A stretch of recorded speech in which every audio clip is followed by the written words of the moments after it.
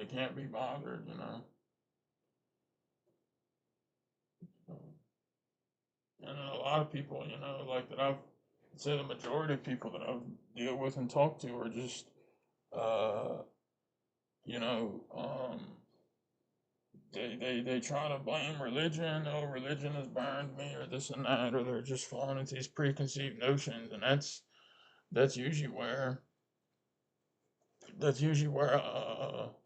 it becomes difficult. And like, you know, it takes a lot to, I mean, like a lot of effort to try to explain things about, especially when I've talked to Christians or other people that have so much nonsense and garbage that, you know, Satan has obviously been behind and authoring, but that they have to get over and jump over.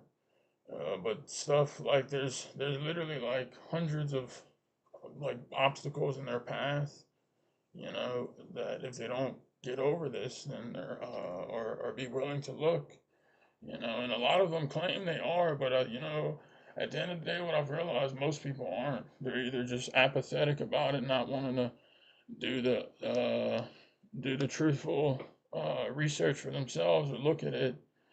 Despite even if they say, "Oh no, I'll look," you know, no, I know like that does not. They're just stuck on their biases and what their parents have taught them about this religion or this. You know, it's really, you know, it's ego when it comes down to it with those people.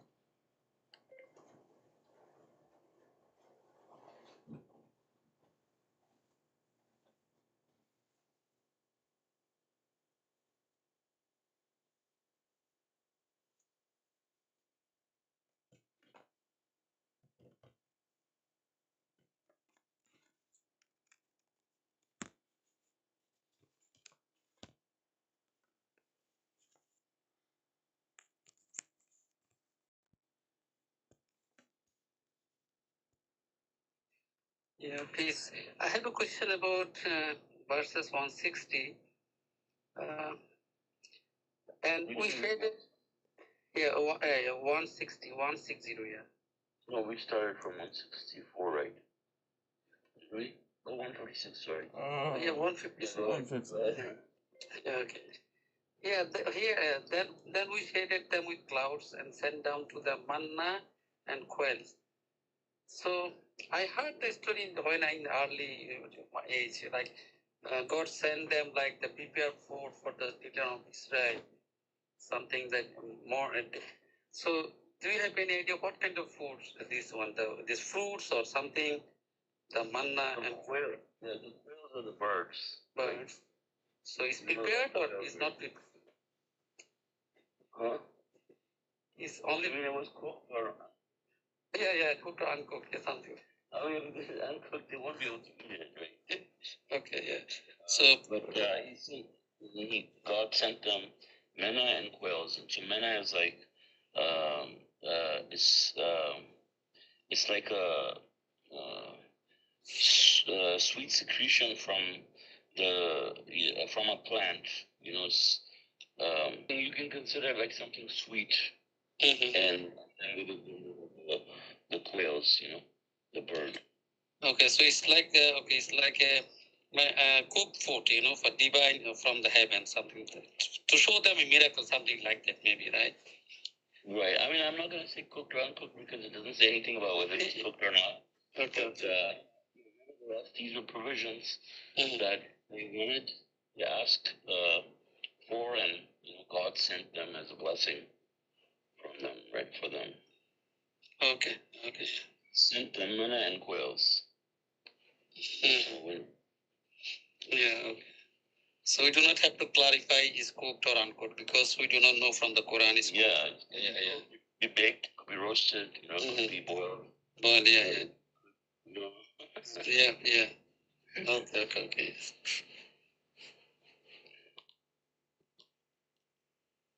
Could be steamed also,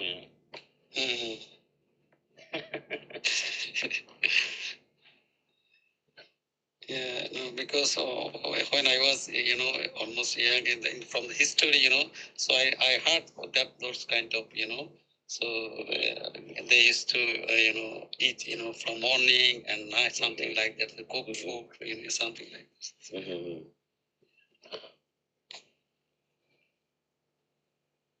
Yeah, and also, verses 161, I mean, as we see, I mean, when they were told to live there, they were told, I mean, it's for a reason that God has put these commandments here, for us, because God knows, obviously, God has seen everything till the end of the world and the consequences that follow it, what these people were like and what they continue to be like and how they will be, like they were told to go. I mean, they're basically immigrating to a new place, a new town, and they were told to go live there and treat the people amicably and enter the gate humbly, but they were so evil, and they instead of doing that, like instead of doing this, they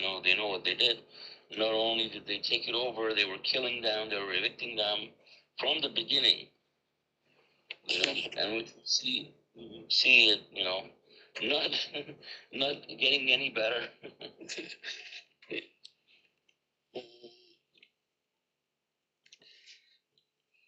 And also, I have to clarify another thing. 163. So they used to observe the Sabbath. So beside the Sabbath, my understanding is they used to follow also observe Moses and his followers used to follow observe the Salat, contact prayer and Zakat, house. That also they used to follow, right? Based, like, they used to follow the religion of Abraham, right? For the Moses. Yeah. I think after, maybe they removed so many verses from the Bible and the Torah, and maybe that's why they lost the contract prayer finally, something like that. Now, this is my understanding. That's just the problem.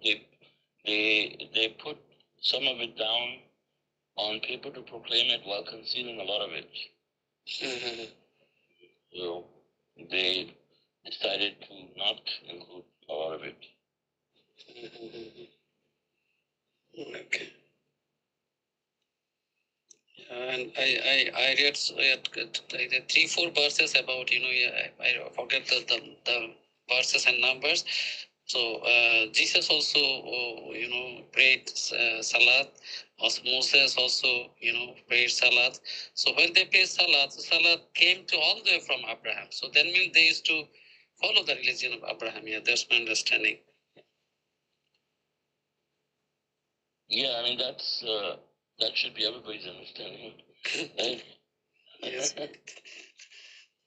Yeah, but some people, they were thinking maybe they follow something else, not religion of Abraham, like, but Jewish and Christian, they lost the Salat and all these things.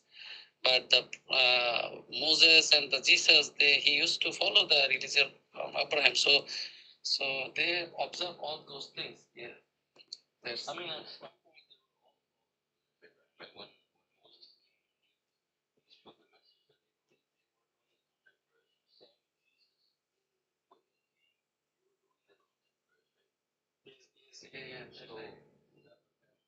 that they lost it. After that, they lost it.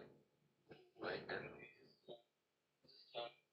he told them that they should do their contact prayers, and they were all doing it. Mariam was doing it. Mary was doing it. Jesus was doing it, and then they lost it.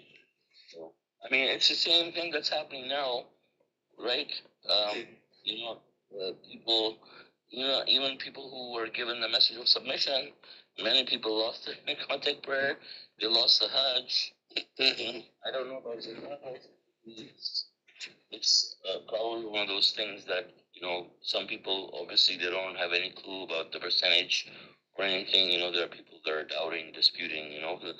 I'm talking about the people that are Quranists before or later became Quranists, for example. They lost, right? Yeah. Yeah. Quranic also, so they were thinking something else. Yeah, okay, yeah. That's Yeah, like Adib, for example, he lost the Hajj, right? And he lost, first he lost 2 of the prayers, and then he lost all of them because now he doesn't believe in any of them. Oh, that's good. Right? This is very decent example, yeah. Yeah. So that's how we see, history basically repeats itself. Okay, brother, yeah. MashaAllah, thank you.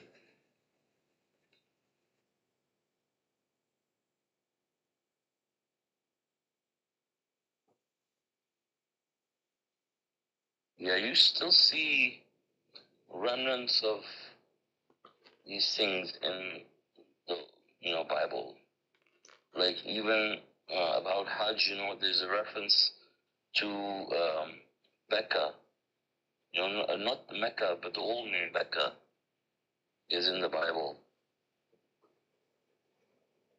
It talks about the value of Becca. Oh, I see.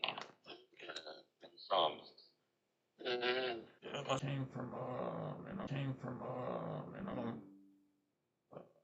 it came from, descendants of children of Israel, and they hated the truth and stuff, like the wicked people among them. Of course, not the not guided uh, uh, believers from those people. Mashallah. Yeah, and I think verse 163 is also, a good reminder for all of us because, that is one of the first things, I noticed when I'm reading the Quran, for the first time as a submitter, that when I noticed this verse and the commandment, and obviously the subtitle makes it even more obvious, and hard not to notice. But God is really telling us that if you worship God alone, that you will not have any financial problems. Like among other problems, you will not have health problems, marital problems, any types of problems, right?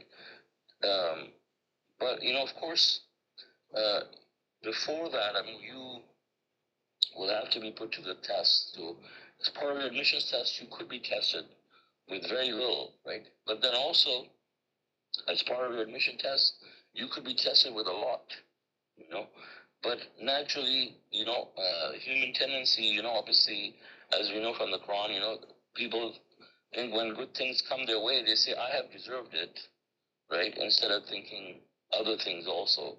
And if bad things happen, they blame,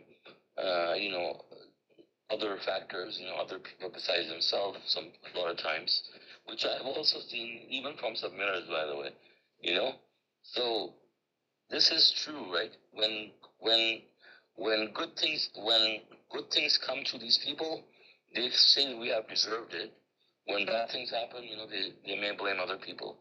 Um, but um, but if you are a submitter, once you pass your tests, and you're proven to worship God alone under all circumstances, which even with being given wealth, you pass your test and not start to, feel or act like you're entitled, you're better than other people because look, God is giving you so much wealth. I've frankly, I've seen that too, but this is reminding us that it is true. God says that after you pass your admissions test, you will have perfect health, perfect wealth, perfect happiness. This means you will not have any financial problems.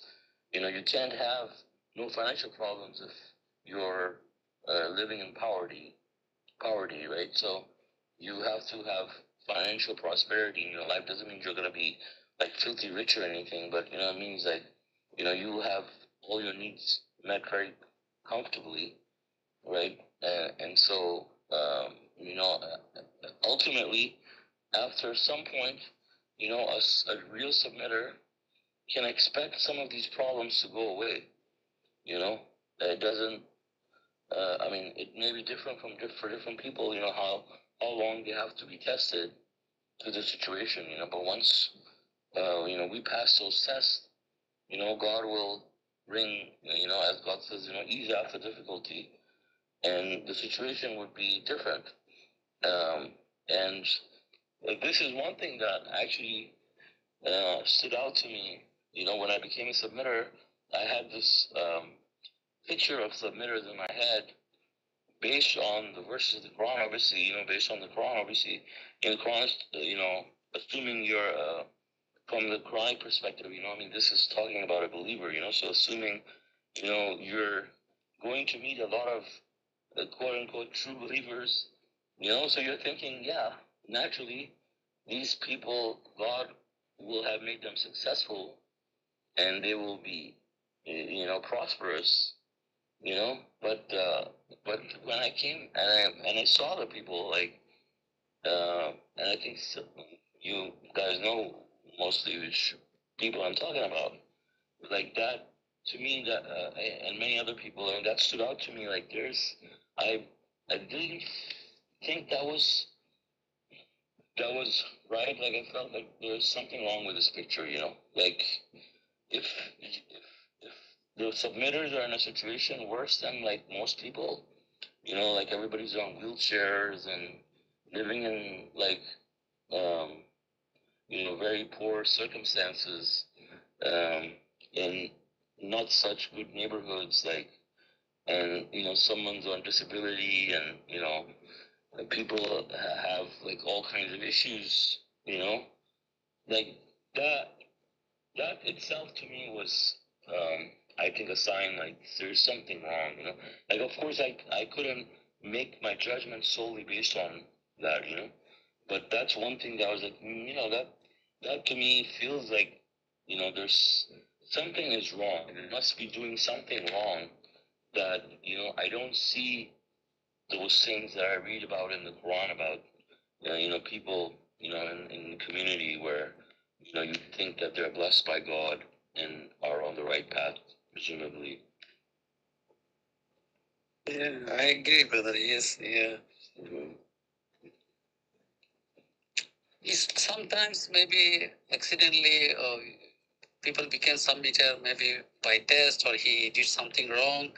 So yeah, occasionally, but for long time and suffering problems, so many. So yeah, so that means in that situation, so maybe the person is not in the submission, something. That's my understanding. Mm-hmm.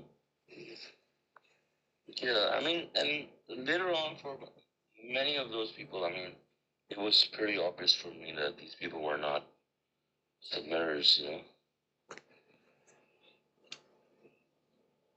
Well, yeah, thank you.